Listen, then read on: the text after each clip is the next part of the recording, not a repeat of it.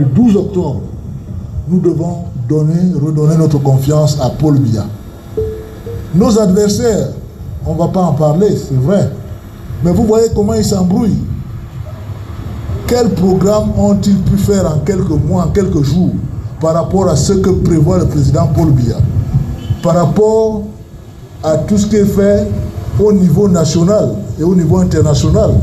On voyait encore l'autre jour notre ministre, notre président départemental à New York, dans un programme d'électrification de toute l'Afrique. Ce n'est pas du rêve, c'est des financements qui vont arriver au cours de ce septennat. Et ce sont nos personnes qui sont en charge de cela. Donc, un seul bulletin au soir, dans la journée du 12 octobre, le bulletin blanc de Paul Biya avec son effigie, avec la flamme. Paul Biya! Paul Biya!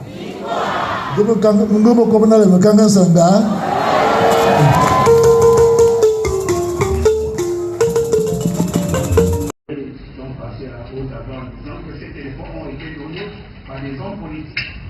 Et lorsque nous parlons de ces hommes politiques, savent que nous avons ces téléphones, ces hommes politiques savent que ces gens ont été interpellés.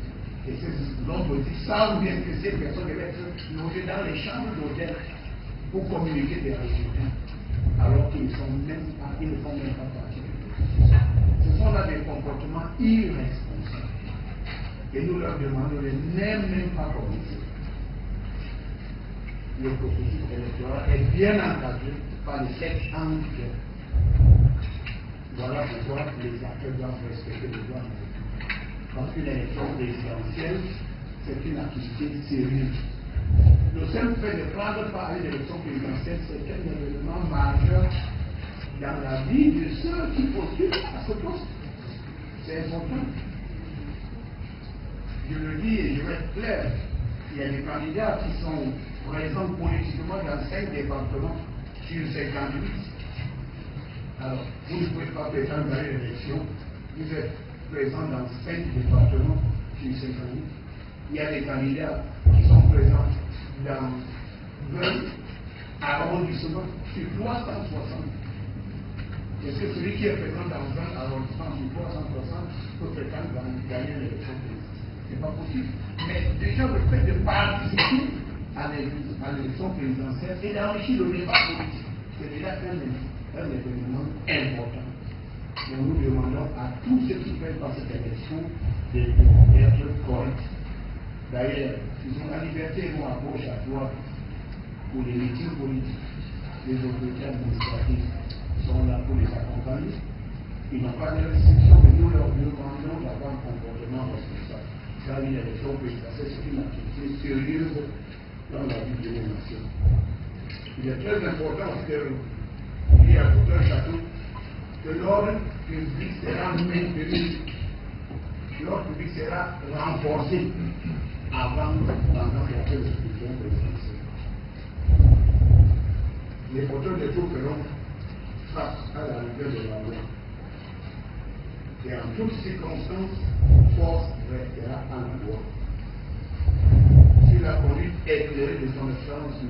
Paul Biya, président de la République, chef de l'État, le Cameroun est un niveau de paix. C'est un état de droit. Chacun doit respecter les lois de la République. J'ai eu le temps de consulter les rapports qui m'ont été présentés par le gouverneur de la région, les préfets et les FMO. À travers ces rapports, je suis heureux d'annoncer que la situation sécuritaire dans l'ensemble de la région de l'extrême nord est sous contrôle. En dépit de quelques défis sécuritaires relevés par les forces de défense et de sécurité. Il est donc important que le gouverneur et les préfets de FMO de s'assurer que ce calme observé que nous constatons aujourd'hui demeure ainsi avant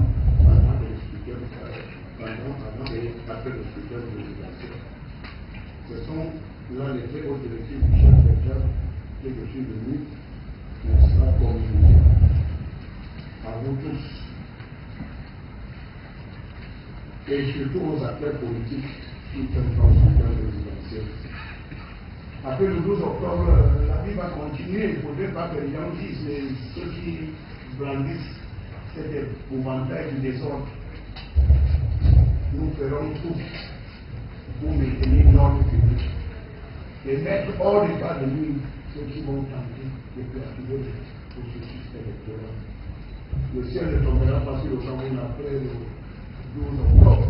Les Camerounais vont vaquer à leurs occupations, comme dit le compte, et les autorités administratives sont là pour protéger les personnes et leurs biens. Je dis même que l'ordre public sera maintenu, il sera renforcé.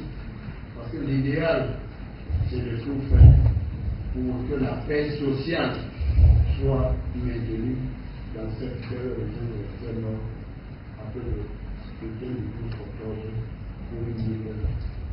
2020. C'est ça.